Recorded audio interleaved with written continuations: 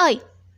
Para você que clicou nesse vídeo, muito obrigada por ter clicado nele. Desculpa se isso saiu alto demais, mas hoje, como você já viu no título e clicou por causa do título, eu vou falar sobre o passado trágico e traumático do conselho estudantil. Que não é só aquela coisinha bobinha e fofinha e tem comédia, com um querendo conquistar o outro, um querendo que o outro se confesse. Não, tem muito mais por trás de todos esses personagens. Da Kaguya, da Fujiwara... Não, da Fujiwara não, porque a Fujiwara é a única que até agora não teve um passado triste e traumático que dá pena. A Fujiwara é a única que parece que teve uma infância feliz. É tipo o Naruto, todos os personagens tiveram uma infância triste, menos o Shikamaru. O Shikamaru de boas, a Fujiwara é o Shikamaru de Kaguya-sama. Quem entendeu, entendeu, quem não entendeu ficou sem entender. Todos eles têm assim uma história por trás deles e é bem interessante saber dessa história. Apesar de ter spoilers, sim. Esse vídeo vai ter spoilers do mangá de Kaguya-sama, então se você não quer spoilers, você não vê. Mas se você está interessado no passado deles e quer saber mais sobre eles, eu aconselho você ver, porque provavelmente eles não vão adaptar tudo na segunda temporada, então ou você lê o mangá, ou você vê só uma pequena parte na segunda temporada, que provavelmente não vão adaptar tudo. No máximo, eles podem adaptar só o passado do Ishigami. No máximo. Mas o resto do presidente da Kaguya e da Hayasaka, já que são só nos capítulos mais atuais do mangá, não vão adaptar muita coisa. Então, se você tem interesse em saber a história dos personagens de Kaguya-sama, eu aconselho você ver esse vídeo. Muito obrigada e vamos começar. Agora vamos começar falando do Ishigami. Ele é o tesoureiro do conselho estudantil e ele, à primeira vista, parece ser só um otaku viciado em jogos e que não se importa com suas notas e nem nada. Mas a verdade é que não é nada disso. Pra mim, ele é um dos personagens mais gentis do anime inteiro, pois ele é o tipo de pessoa que faz de tudo pra proteger o sorriso de alguém que ele gosta sem se importar em sofrer no lugar dela, pois se uma pessoa estiver bem e não sair machucada, pra ele tá de boa. E a prova disso é o arco do festival esportivo, cujo é o arco que ele é o personagem principal. E é nele que nós sabemos porque todos do primeiro ano não gostam dele. Para começo de conversa, ele então decide fazer uma coisa de norming, é assim que fala, pelo menos uma vez na vida. E assim ele decide entrar no time de torcida do festival. E até consegue emprestar o uniforme feminino de Kaguya para poder dançar com ele no dia do festival.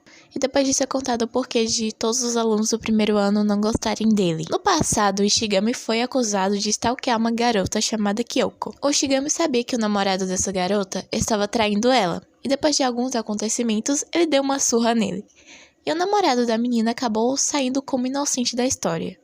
E o Ishigami foi suspenso do colégio e acabou sendo taxado de stalker. E por não conseguir escrever uma desculpa, o Ishigami ficou suspenso até o fim do seu fundamental.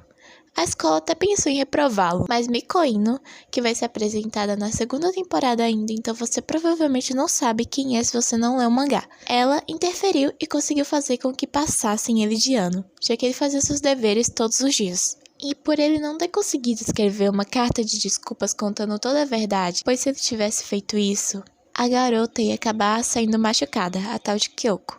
Então ele preferiu virar um recluso da sociedade. Foi quando o ensino médio começou e o atual conselho estudantil ficou sabendo da história toda do Ishigami. Então foi quando o presidente foi falar com o Ishigami e mostrar que todo o esforço dele não tinha sido em vão. A garota não foi prejudicada e o outro moleque saiu como o bom santo da história.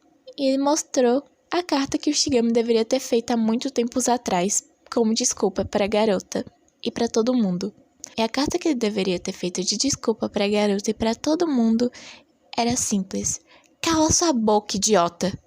Simples. E depois de toda essa história, depois de tudo que o Ishigami passou, o presidente foi a primeira pessoa a não chamar ele de louco.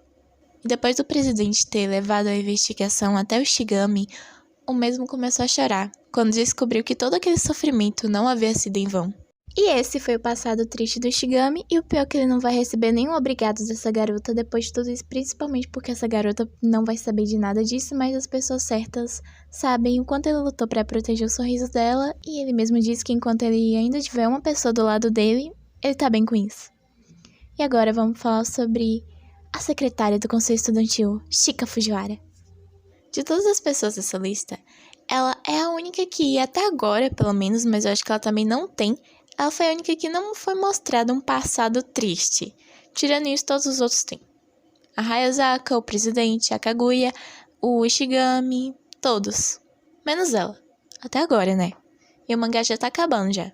Muito bem, a Fujiwara ela é a secretária do conselho estudantil e ela é a mais bobinha de todos lá.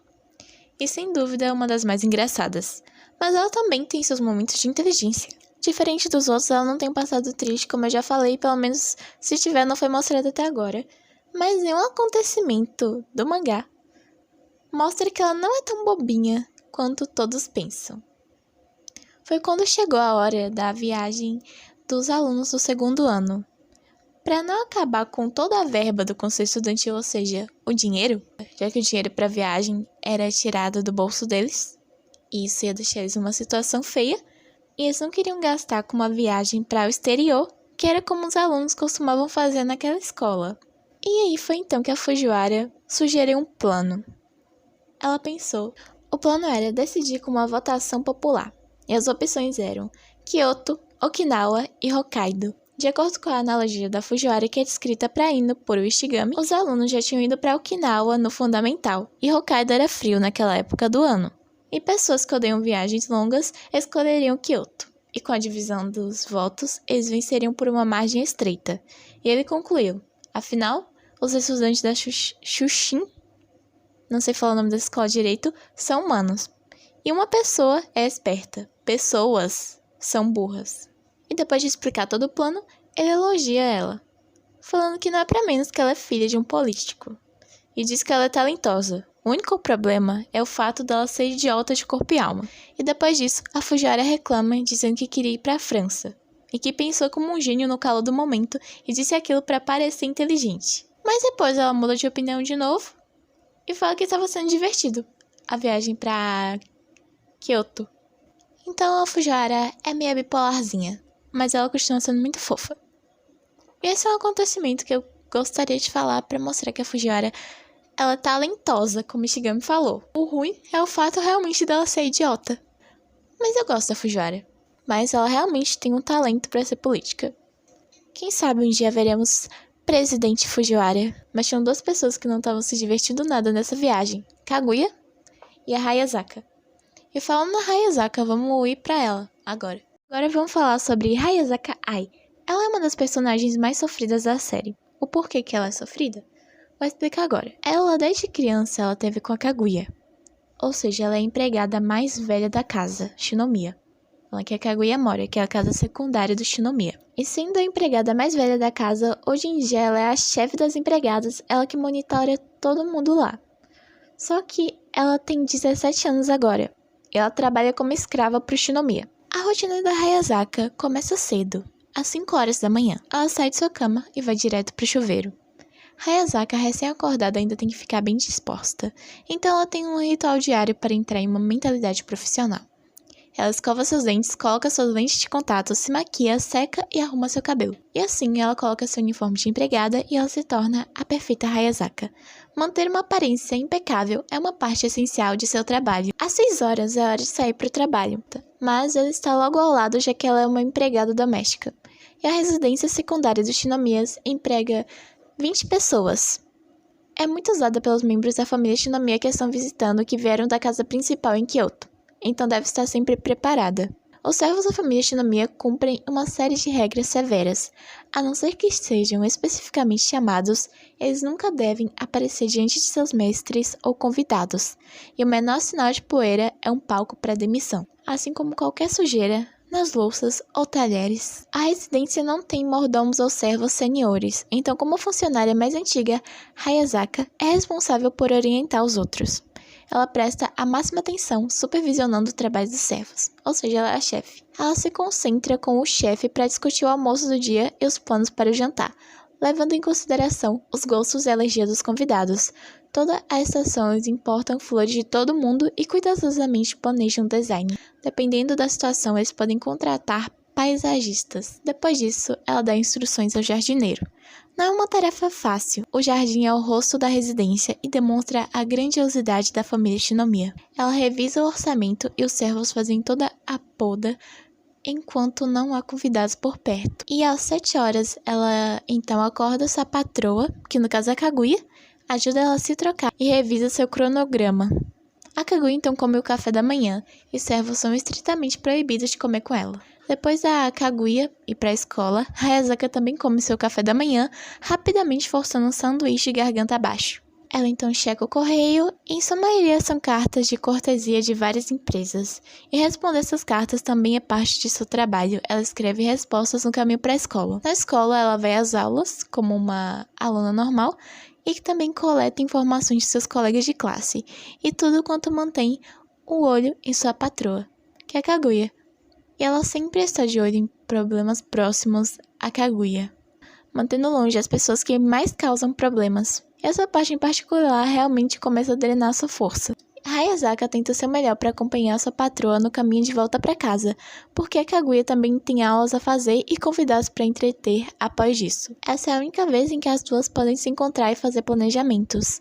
A Kaguya também tem uma rotina intensa, o que faz a rotina do servo ser ainda mais brutal. E eles são bem mais ocupados quando voltam para casa do que na parte da manhã, especialmente quando há companhia.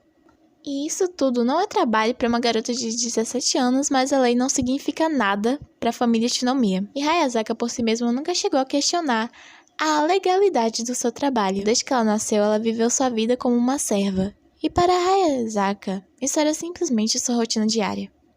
E quase todas as noites ela era chamada ao quarto da Kaguya e forçada a aguentar discussões sem sentido algum. Nesse ponto ela já estava bem cansada e preferia dormir o mais cedo possível. E após retornar para o seu quarto, ela realiza seu último dever do dia, relatar detalhes sobre o comportamento de Kaguya Shinomiya para a casa principal. E após fazer o relatório, ela se prepara para o próximo dia e vai para a cama enquanto assiste alguns vídeos online, esmagando um slime sem piedade. E finalmente ela adormece. E assim a rotina de Hayazaka começa novamente, dia após dia, dia após dia, dia após dia, dia após dia, a mesma coisa. Cada dia de sua vida, desde que ela se tornou uma subordinada de Kaguya cerca de 10 anos atrás. E ela tem sido esmagada pelos seus próprios sentimentos de culpa. E é por isso que ela decide renunciar ao cargo dela depois da viagem escolar dos alunos do segundo ano.